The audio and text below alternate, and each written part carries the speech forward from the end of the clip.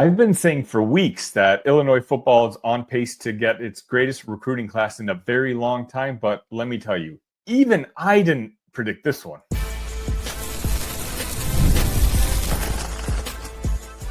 You are Locked On Illini, your daily podcast on the Illinois Fighting Illini. Part of the Locked On Podcast Network, your team every day. Welcome back to the Monday morning edition of Locked On Illini. My name is Sunny Verma. You can find me on all your favorite platforms. Do a quick search for Locked On Illini. Send me a message. Say hello. Say something nice. Say something not so nice. Just keep it constructive. That's all I ask. As always, I appreciate you making us your first listen each and every day. Today's episode is brought to you by FanDuel.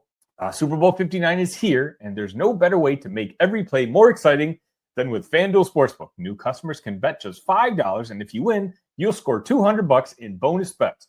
Download the app or head to FanDuel.com to get started today. So my everydayers who watch this show know that a couple weeks ago I said that this Illinois football recruiting class could be one of the best that we've ever had. Certainly the best we've had in recent memory.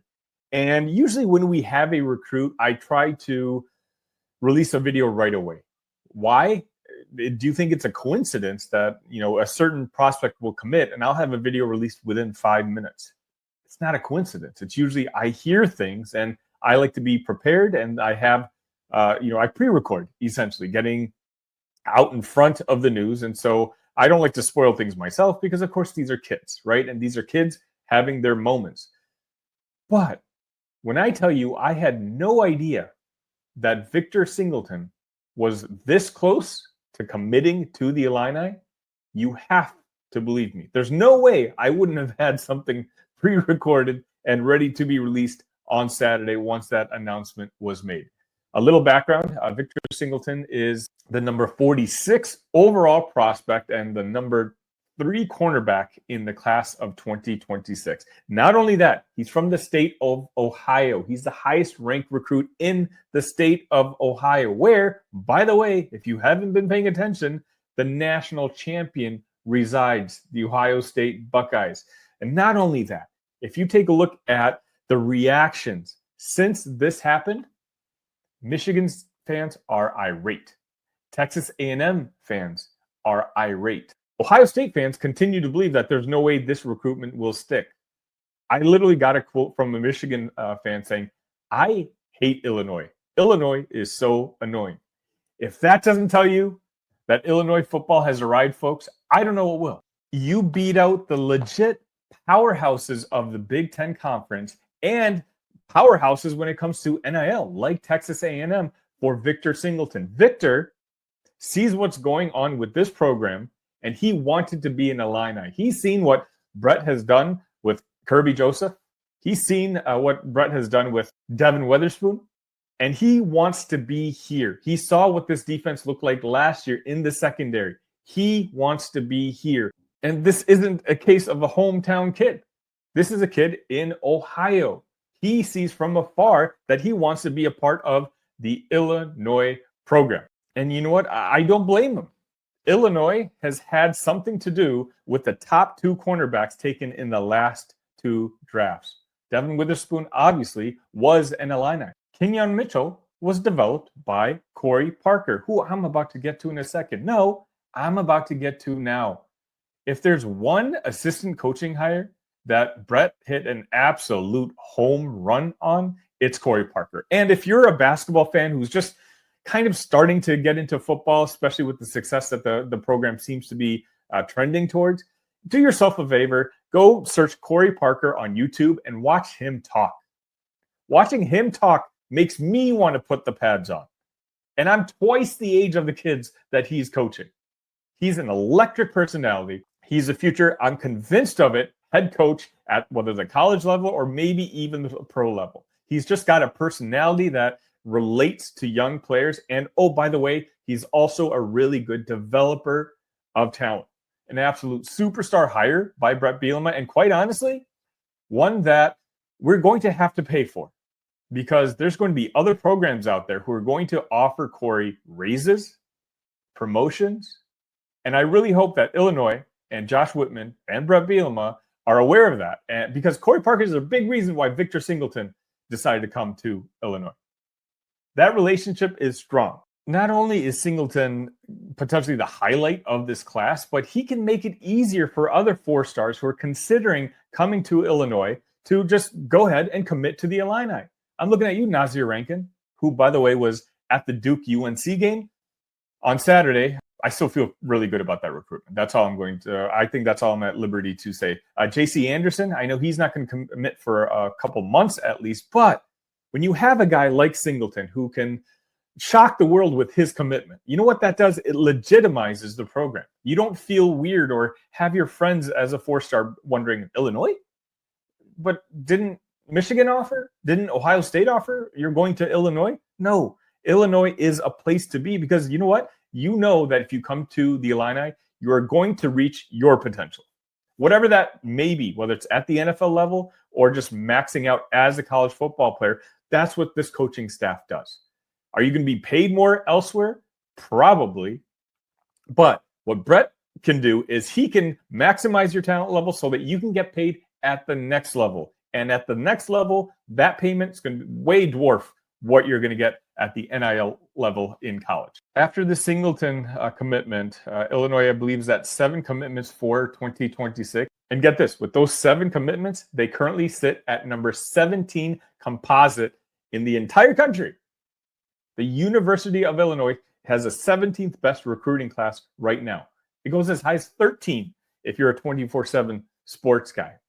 Illinois hasn't had a top 35 recruiting class since 2009.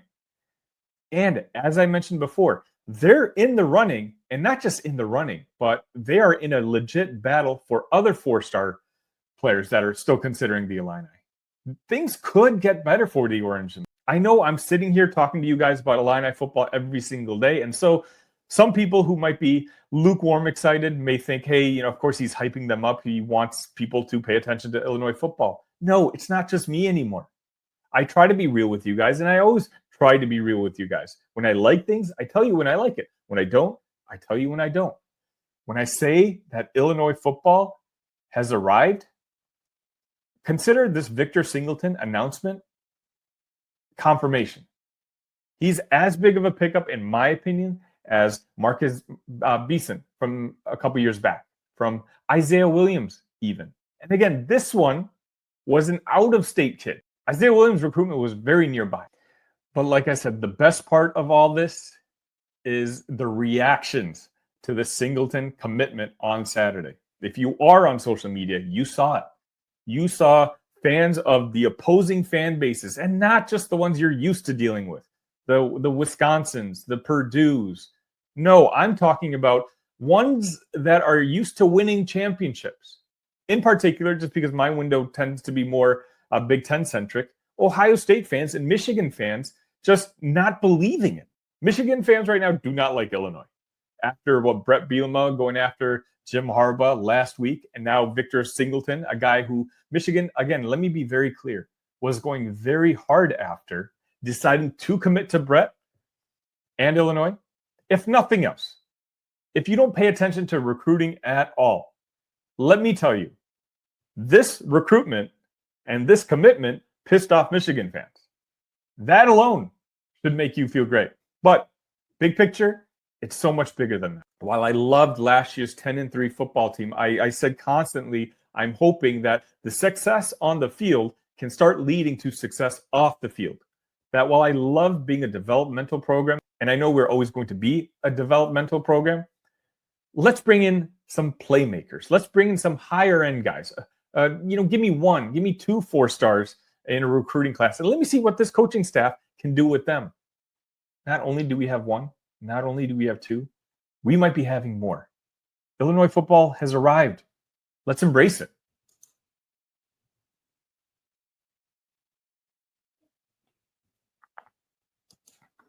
Super Bowl 59 is here. 1 game, 2 teams, endless possibilities. And there's no better way to make every play more exciting than with FanDuel Sportsbook. Whether it's predicting the first touchdown, calling the MVP, or even betting on the coin toss, FanDuel makes it easy to get in on the action. With live betting all game long, you can adjust your bets as the game unfolds and feel the thrill from kickoff to the final whistle. The live betting feature lets you stay involved no matter what happens on the field, and the app is super easy to navigate.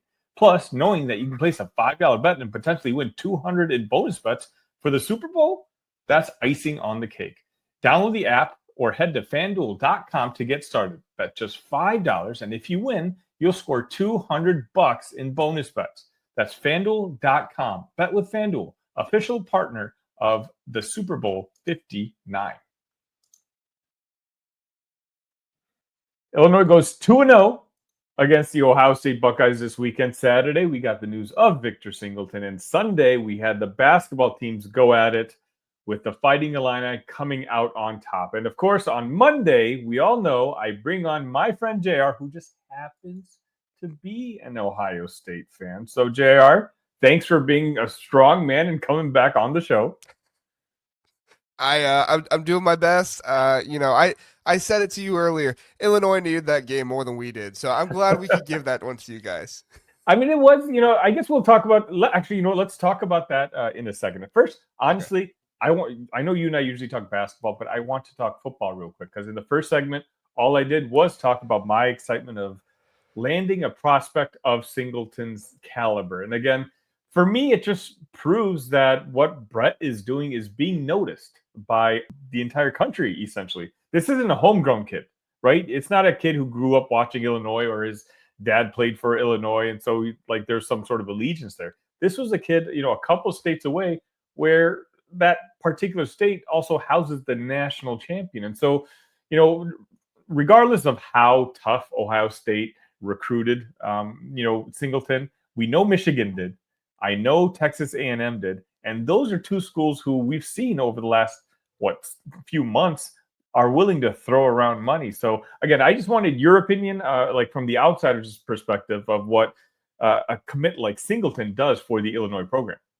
Yeah, I just think it adds validity, right? Like it adds to that aspect of what Illinois fans know is that Illinois does a great job of developing, defensive back talent. But now you're starting to see that not just in the state of Illinois, but you're starting to see that expand to the Midwest as well. Really, the next part of it here is to go out and get a national cornerback recruit from maybe down south or maybe out west or something like that. We'll see if they can do that. But at the end of the day, it's not a secret anymore in the Big Ten. It's not a secret anymore, amongst just Illinois fans. Like this is known by so many people in so many places. And I guess I'll just touch on the Ohio State aspect there for a second. Like Ohio State, if anybody wants to say like Ohio State cooled on Victor Singleton or anything like that, okay, that's what everybody says when you lose out on a recruit, right? Like people say it to Ohio State fans all the time.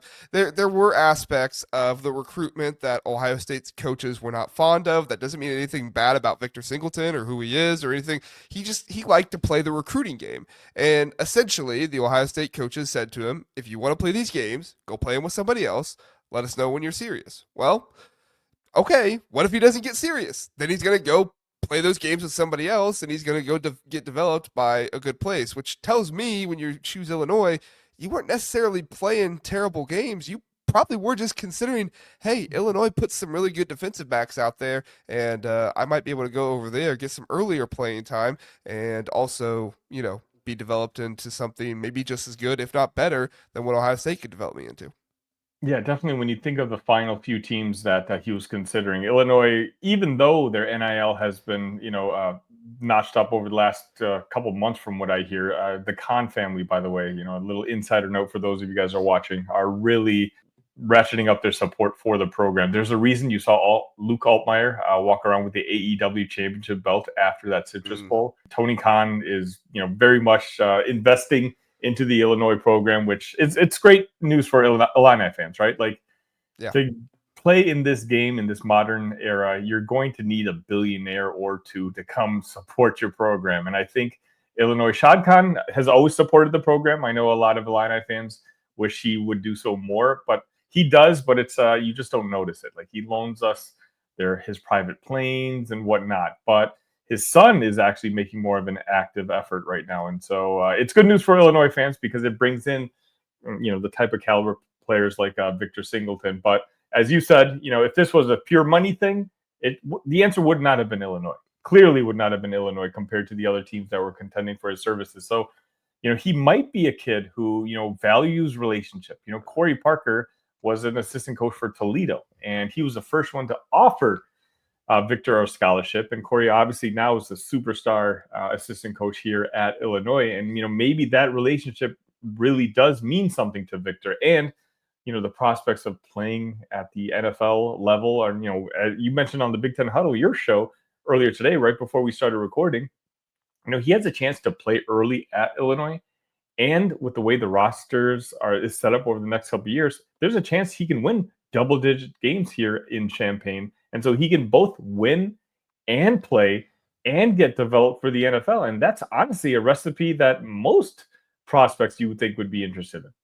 Yeah, I mean, imagine like you go to Illinois and you turn into a first-round pick. Like, how many first-round picks, defensive backs does Illinois have? Like, obviously here lately, a good amount, but this isn't a program that's just flowing with 7-8 first-round picks every 2 or 3 drafts. Like, this is a situation where if you can do that at Illinois, you're going to be remembered very fondly. I mean, heck, if he can go be an All-American at Illinois, I know I'm getting ahead of myself here, but like, that's the type of stuff that's really attracted to some of these kids, and that's why some kids have elected not to go to Ohio State or Michigan before in the past and try to go to a different program, because you have the opportunity to not just be a star in college football, Right. but be a star for a program down the road. All right, Jared, let's switch sports. Let's switch to basketball. Illinois goes 1-1 in the Big Ten Conference, which, obviously I don't feel great about. But when I took a look at what all the other teams in the Big Ten Conference did, I think you and I kind of talked about this last week. Almost the same thing happened. A lot of the teams lost the game, including the undefeated Michigan State Spartans. So how do your power rankings look this week? Yeah, so I'll just go down from the bottom and up to the top. You let me know what you think. I have one in here that I'm still debating a little bit, and it does involve Illinois, so maybe you can give me some advice. Okay. So from the bottom to the top, Minnesota, Washington, Rutgers, Penn State, Northwestern, Iowa, Indiana, Nebraska takes a huge leap after their undefeated week. Let's talk Nebraska. Let's just go ahead there. Obviously the loss for Illinois to Nebraska was a loss that at the time didn't look good. And of course, overall in the big picture, probably still doesn't look good, but they beat Oregon today at Oregon. And that's an impressive victory. Now, Oregon, how impressive, I guess, at this point in the season is arguable, but Oregon looks very soft. This Nebraska team, they went on a 6-game losing streak and they snapped it against Illinois, which was huge for them to be able to do and kind of get that confidence back. But it's not like they were playing slouch teams in that 6-game losing streak. I think sometimes we kind of get this perception of teams like, oh, you're on a losing streak. You're one of the worst teams in the Big Ten. And it's like, no, sometimes you just play really, really tough schedules. And that's kind of what I'm going to get at when I get to Michigan State not being number one in my power rankings. Is like they kind of went through a really easy stretch of their schedule. Of course, they beat Illinois, but that was really the only contender they really saw for a stretch of their schedule. I mean, without Kasparis. Yeah, without Kasparis for the most part. Like, this Nebraska team faced Maryland, Purdue, Wisconsin. We saw what USC is capable of at Iowa, which I know Iowa, is not looking great right now, but at Iowa is still a tough place to play with the way they play there. So, like, I mean, obviously no loss you want to take, but they're pretty respectable losses. So I do think people were overreacting a little bit to the Nebraska loss just because it was coming off of 6 straight losses. But, it's college basketball. It's what we do. Exactly. All right. What else you got? All right. So going up from Nebraska, I have Oregon, which honestly, I guess I should probably switch that one. I just thought about that. So swap that. I would do Oregon, Nebraska, USC, Ohio State, Wisconsin, UCLA, Michigan. And then this is my thought process here. Okay. I have Maryland and Illinois. I mean, like, I should probably put Maryland above Illinois because they beat them. But I still think Illinois is the better team. They didn't have a Visic, and I don't know, like, maybe I'm making the excuse game too much, and I know some people will say that about me, and that's fine, but I watching this Illinois team today against Ohio State, like, you saw what Illinois can be when they don't just chuck up threes the entire game. Like, that is one of the best teams in the country, and they're better than Maryland in my mind. So, like, I know Maryland killed them. It is what it is. Maybe I should put Maryland above Illinois, but as far as I'm concerned, if I'm ranking who I think is the better team, I should put Illinois above Maryland. What do you think? Yeah, no, you're exactly right.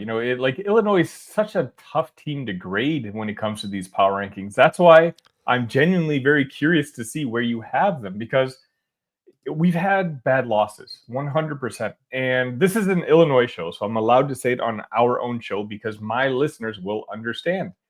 There's almost legit reasons for almost every single loss that we have. I'm not just making excuses. All I'm saying, like, you shouldn't have lost those games.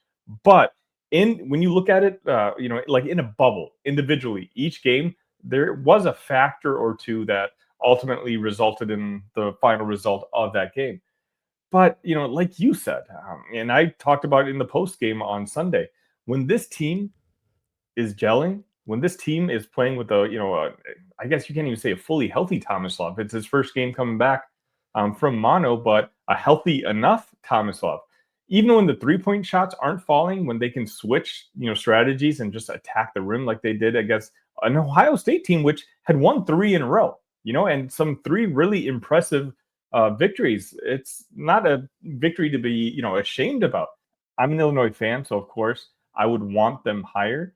But it's one of those where I still think, as silly as it sounds, on Locked On Illini, I think Illinois has the highest ceiling in this conference. And I've said this before. I think when March comes, we're obviously not going to win the Big Ten conference, but there's no team that I think that has the potential to go further. I don't think Purdue, as good as they are, has the potential to be a Final Four team. Same thing for Michigan State. I think Illinois, if the shots do fall, or they have this new strategy where Tomislav becomes a playmaker at the top of the key, there's so much talent on this team. And I haven't even mentioned Will Riley yet. Will Riley seems to have really turned things around over the last 3 games. And all season long, I've been asking, who's going to be that guy who steps up with the scoring if Kasparis is not scoring? And we're starting to see glimpses that it might be the one guy that we've all been silently hoping it was going to be in Will. So, whether they're 3 or 4 in your rankings, quite honestly, a lot of Illini fans are probably still going to be upset with you. That's not going to be a popular take, but it's just one of those. I can't blame you either. Like, obviously, you can't put them 1 or 2. I can guess who your 1 or 2 are, but when it comes to 3 or 4, I don't think there's anyone of those teams that Illinois wouldn't be favored against. Yeah, no, I agree with you.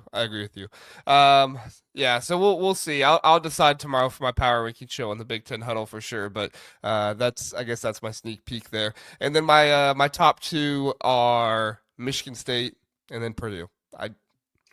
I just had to put Purdue over them. I honestly, if Michigan State played some better opponents, the last part of their conference play or whatever. Like I said, they beat Illinois, but you and I both know Illinois didn't really have KJ in that game. So as far as I'm concerned, like, Michigan State was riding off being undefeated. As soon as they lost a game, and they lost a game against USC, it's not like they lost to Wisconsin or Michigan or something like that. They lost to USC.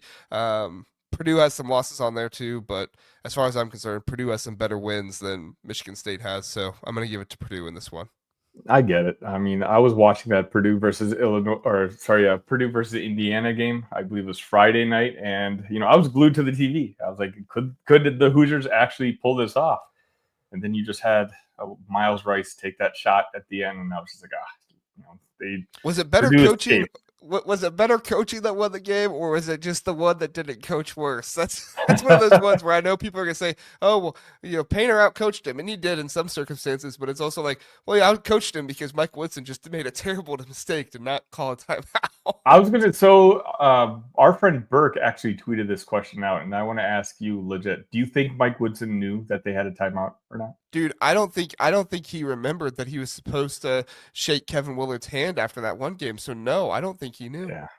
That's my thing now. Ever since I've seen that video, like, people saw that video and they were like, "Oh, Mike Woodson, he's dogging him. He doesn't want to shake his hand." It's like, guys, he forgot. Like, it's not that it's like, as soon as Luke Goody told him, he was like, "Oh, okay, I'll go do it." Like, that's not a guy trying to diss another guy. That's just, "Oh, oops, I forgot."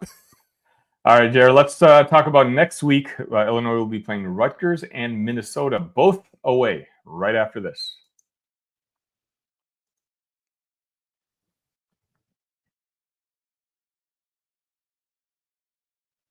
And if you haven't already, make sure you hit that like button, hit that subscribe button. We got over 15 new subscribers since that victory over the Ohio State Buckeyes. Thank you so much. We're getting so close to my goal of 2,100 before the end of February. So let's make that happen. JR, Rutgers on Wednesday. It's a team that I can't quite figure out. They're kind of an anomaly to me because they've got two really, really good players. Only one who has been playing as of late. But even when he does play, he's really, really good. And I feel like Illinois is very vulnerable when one guy can take over. I mean, we even saw it in that Ohio State game where Devin Royal in the first half had, 19 points? Illinois just couldn't figure it out. And Devin Royal is not nearly in the stratosphere of the two guys that they're going to be facing on Wednesday. So am I wrong to be feeling a little nervous about this game? I mean, Rutgers does some things well, but I wouldn't be overly nervous. I mean, I hesitate to say that in just about any Big Ten game, just because there are so many talented teams in this league. But if Illinois plays their game and they play it the right way, they will win this game. This is a game that Illinois is only going to lose, and I know it's happened before, so it doesn't give everybody that much solace, but Illinois is only going to lose if they don't play up to Illinois standard and who they are. Rutgers does a pretty good job of limiting other teams' 3-point percentage. Other teams are shooting less than 37%, which is okay. It's nothing great, but it's okay in the conference. That's very middle of the pack. Other teams though are running on them like crazy. So as far as I'm concerned, if Brad can get out of the way with the 3-point shooting and just focus on running, getting down the floor. I mean, you get Trey White and Kylan Boswell out there. You get Tomislav Ivicic, getting those passes out to the outside and going down the court quick. They'll be good, but you also got to make sure that you're aware of the fast breaks for the other teams too, because as much as Illinois does crash the boards and try to get those offensive rebounds, Rutgers does like to get out and run too. They're one of the highest scoring fast break points teams in the conference. So as far as I'm concerned, if Illinois adjusts and plays the right way, they should win this game. But if Brad just throws them out there and says play, which I know Brad doesn't do that, but if that's kind of what it turns into, then you could be looking at a closer game for Rutgers and Illinois in this one. And then Saturday, Illinois against the Gophers at Minnesota, a Minnesota team which looked like it was going to be one of the worst Big Ten teams in recent memory. They've had a pretty decent stretch over the last couple of weeks. Tell us a little bit about the Gophers. Yeah, they beat Michigan, and I believe they beat Oregon too in that one. So they had a good stretch there for a while, but then they just lost to Washington at home, and that was kind of one where it was we were starting to believe in Minnesota. And as you just heard, I put them in last in my power rankings because it's you can't lose to Washington and be kind of near the bottom and not be last after that, especially at home. That's a new rule I have in the Big Ten for this season. Lose at home to Washington and you're in the bottom 5, you are just automatically down to last in my power rankings.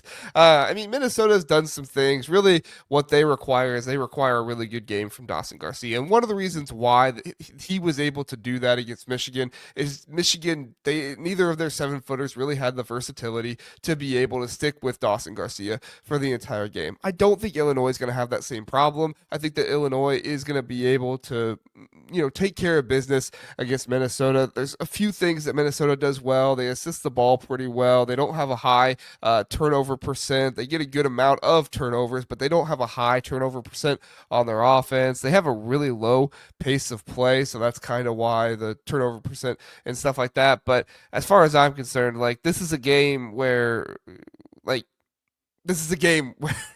Illinois, if they want to shoot the 3, go out and shoot the 3.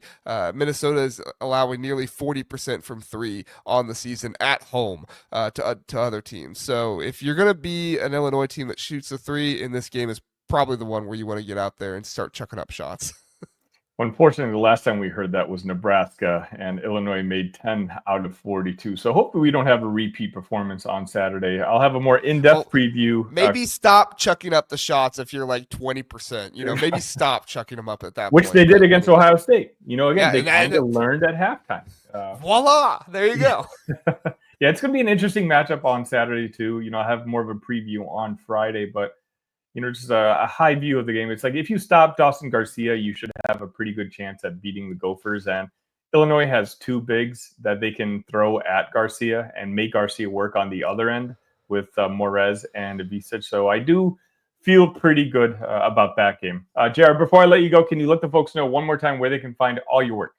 Yep, the Big Ten Huddle. Check us out over there. Football, basketball, everything going on over there. We're still doing all kinds of football stuff, and as you know, Illinois is gearing up for a good season in football this year. So they'll be a main talking point. I've listed them as a possible playoff team multiple times. We do cover all the Big Ten, so we're not focusing on any certain teams or anything like that. I know some Big Ten channels really only cover like 4 or 5 teams in the Big Ten. We do cover it all, so your team will get mentioned, but it's also not going to be the focal point of every single episode. So we appreciate everybody that comes over. We've already had some people, and we appreciate them. But just thanks for letting me be on here, Sonny, and deliver my power rankings, no matter how much Illinois fans might hate them. We'll see you next week then, Jared. See ya.